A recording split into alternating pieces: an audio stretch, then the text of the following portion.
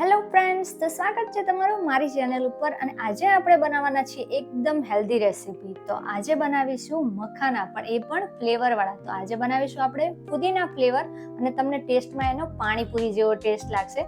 તો જો સૌથી પહેલાં મેં અહીંયા પુદીનાના પાન હતા ને એને ડ્રાય કરી લીધા હતા, એટલે તડકે સુકાવો અથવા તમે માઇક્રોવેવ પણ કરી શકો છો. તો એને આપણે પહેલાં માઇક્રોવેવમાં મેં સુકાવી લીધા હતા. હવે અહીંયા મેં મખાના લઈ લીધા છે. તો આ રીતના એક બાઉલ ભરી અને મખાના લીધા છે. જ્યારે મખાના આપણે બજારમાંથી લાવીએ ને ત્યારે એકદમ આવા સોફ્ટ હોય છે, પોચા એકદમ. તો આપણે એને સૌથી પહેલા તો રોસ્ટ કરીશું, એટલે કે એકદમ કડક આપણે જેમ મખાના ખાઈએ અને મજા આવે ને એવા કરીશું. તો અહીંયા જો પહેલા મખાના છે ને આપણે શેકી લેવાના છે. મેં અહીંયા ઘી લીધું છે 1 ચમચી. તમે તેલ પણ લઈ શકો છો, પરંતુ હેલ્ધી બનાવવા છે તો આપણે ઘીનો ઉપયોગ કરીશું. હવે બધા જે એક બાઉલ મખાના હતા એ આપણે એડ કરી દેવાના છે આ કઢાઈની અંદર. અને એને આપણે પહેલાં તો રોસ્ટ કરીશું, એટલે કે સરસ રીતે શેકી લેવાના છે. ધીમા તાપે શેકજો, નહીંતર ઉપરથી દાજી જશે અને અંદરથી હતા ને એવા પોચા જ રહી જશે. તો આપણે અહીંયા ધીમા તાપે એને સરસ રીતે શેકી રહીશું, જ્યાં સુધી એકદમ જ્યારે આપણે એને તોડીએ ને બ્રેક કરીએ એટલે ત્યારે એકદમ જ્યારે કે મમરા ભાંગીએ છીએ, બસ એવો ન થઈ જાય મખાના, ત્યાં સુધી આપણે એને રોસ્ટ કરવાના છે. વચ્ચે વચ્ચે આપણે છે એને ચેક કરતા જવાનું છે. તો હજી પણ થોડા પોચા છે, તો આપણે એને ફરીથી શેકી લેવાના છે થોડી મિનિટ માટે. લગભગ અહીંયા 3 થી 4 મિનિટમાં આપણા મખાના છે એ શેકાઈ જશે. લો ફ્લેમ ઉપર રાખવાના છે, એટલા માટે આપણે એને 3 થી 4 મિનિટ માટે એને શેકી લેવાના છે. હા, તમે થોડા એને ઓછા કરો તો પણ ચાલે, કારણ કે ફરીથી આપણે જ્યારે મસાલો બનાવીશું પુદીનાવાળો એમાં પણ આપણે થોડા એને શેકી લઈશું.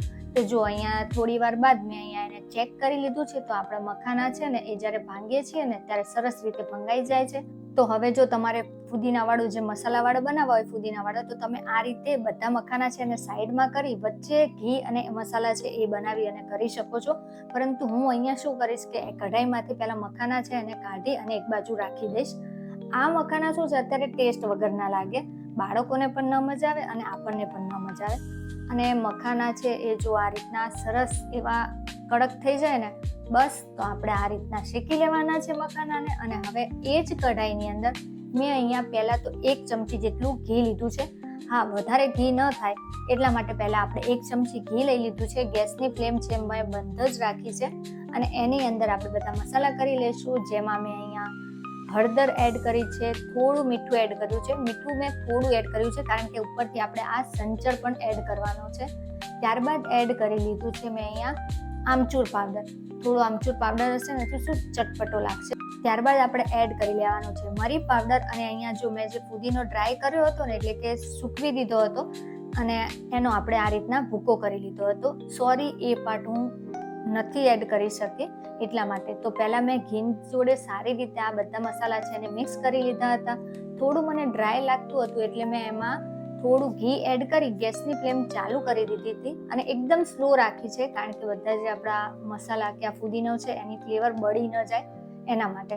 તો હવે આ સારી રીતે આપણે મિક્સ કરી દઈએ છીએ. અને હવે જે આપણે મખાના હતા જે રોસ્ટ કર્યા હતા એ એડ કરી દઈશું આપણે કઢાઈની અંદર, અને એને સારી રીતે મિક્સ કરી દેવાનું છે. હા, થોડી ડિફિકલ્ટી આવે છે, મિક્સ કરતા વાર લાગે છે. તમે આ રીતે પણ ડ્રાય પણ કરી ફુદીનાને અને પછી યુઝ કરી શકો છો, અથવા તો ફુદીનો છે, કોથમીર છે, એ બધું સરસ રીતે આપણે બ્લેન્ડ કરી સહેજ આપણે કેમ થોડી પ્યુરી બનાવીએ એ રીતે પણ બનાવી શકો છો. તો જો થોડી જ વારમાં આપણા મખાના છે એ આ ફુદીનાના જે આપણી પેસ્ટ રેડી કરી હતી ને એની સાથે સરસ રીતે મિક્સ થઈ જાય છે. હા, વચ્ચે થોડું આપણે ટેસ્ટ કરી લેવાનો કે એમાં ટેસ્ટમાં કઈ રીતે થોડું કાંઈ એડ કરવું હોય, મીઠું છે કે આમચૂર પાવડર છે કે કાંઈ પણ, તો આપણે એડ કરી શકીએ. પણ મારે અહીંયા બનાવવાના હતા થોડા પાણીપુરી ફ્લેવરવાળા. ફુદીનો છે એટલે થોડો તો આપણને ટેસ્ટ આવી જ જવાનો છે, પણ વધારે પડતા મારે કરવા હતા એટલે મેં એને એક પહેલાં લઈ અને ટેસ્ટ કરી જોયું હતું. તો એમાં મસાલા છે એ એડ કરવાના હતા ને એ હું પાછળથી એડ કરું છું. અને જો ફુદીનો છે કેટલા સરસ રીતે આમ કોટ થઈ ગયા છે આખા મખાનાને. તો અહીંયા મેં ટેસ્ટ કર્યો ને ત્યારે મને લાગ્યું કે હજી એમાં થોડું મીઠું અને એ ઓછું હતું, એટલે મેં ઉપરથી એમાં એડ કર્યો છે પાણીપુરીનો મસાલો. જે પાણીપુરી મસાલા આવે છે એ, અને થોડું મીઠું ફરીથી એડ કરી દીધું છે, કે જેથી મખાનામાં શું છે કોઈ ટેસ્ટ ન હોય. એમાં આપણે મરચું કે હળદર, ધાણા જીરું, મતલબ ઘરના જે મસાલા બેઝિક હોય એ તમે નાખી અને પછી એને ફ્લેવરવાળા બનાવી શકો છો. તો અહીંયા અમે પાણીપુરીનો જે મસાલો હતો એ એડ કરી દીધો હતો. અને હવે જુઓ તમે કેટલો સરસ મસાલો પણ કોટ થઈ ગયો છે અને એટલા સરસ ક્રિસ્પી પણ થઈ ગયા છે. તો બસ જ્યારે આ મસાલા સારી રીતે મિક્સ થઈ જાય એટલે આપણે ગેસની ફ્લેમને બંધ કરી દેવાની છે અને એને તમારે કોઈ પણ બાઉલમાં કાઢી લેવાના છે. અને બાઉલમાં કાઢી લીધા છે મેં અહીંયા, પણ તમે એને કોઈ પણ કાચના કન્ટેનર એટલે કે એરટાઇટ કન્ટેનર હોય એમાં અથવા તો ઝીપલોક બેગની અંદર તમે એને રાખી અને થોડો ટાઈમ સુધી ચલાવી શકો છો. દરરોજના વધારે પડતા મખાના ખાવાની કોઈ જરૂર નથી. બસ આખા દિવસના તમે 7-8 મખાના ખાઈ લો ને એટલે થઈ જાય. તો કેવી લાગી તમને આજના પુદીના પાણીપુરી ફ્લેવરવાળા મખાનાની રેસીપી? એકવાર જરૂરથી ટ્રાય કરજો અને વિડીયો ગમે ને તો લાઈક